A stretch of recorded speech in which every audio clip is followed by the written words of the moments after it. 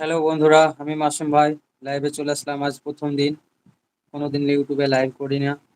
আজকে চলে আসলাম। যেসব বন্ধুরা অনলাইনে আছো একটু যুক্ত হয়ে যাও। সবাই কেমন আছো বলো। লাইভটা চেক করার জন্য আজকে অন করলাম।